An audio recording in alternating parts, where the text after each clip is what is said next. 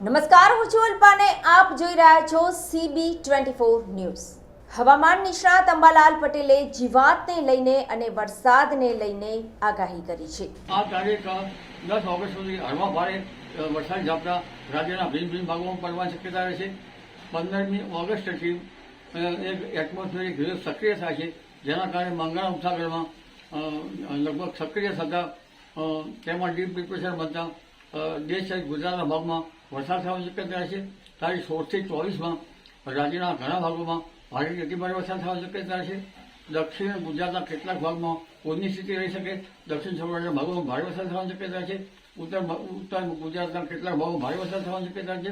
પૂર્વ ગુજરાતના કેટલાક ભાગોમાં પણ ભારે વરસાદ થવાની શક્યતા છે।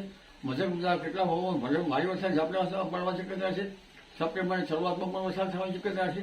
23 સપ્ટેમ્બર પછી રાજ્યના ભિન્ન ભિન્ન ભાગોમાં ભારે વરસાદ પડવાની શક્યતા રહેશે। પરંતુ ઉલ્લેખનીય છે કે તારીખ 24મી ઓગસ્ટ પછી પાકમાં રોગ જીવાત થવાની શક્યતા રહેશે, જેમાં પેસ્ટિસાઇડ દવાનો છંટકાવ ન કરવો હોય તો બાયો કંટ્રોલના પગલાં લેવા હોય તો ટ્રાઇકોકાર્ડ ઊભા કૃષિ પાકોમાં ભરવામાં સારા રહેશે। અને આ ઉપરાંત પ્રકાશ પિંજર અને બંબુ ઊભા રાખવા સારા રહેશે। અને ન્યુક્લિયર પોલીહાઇડ્રસ વાયરસ પણ એનો છંટકાવ કરવો સારો રહી શકે છે।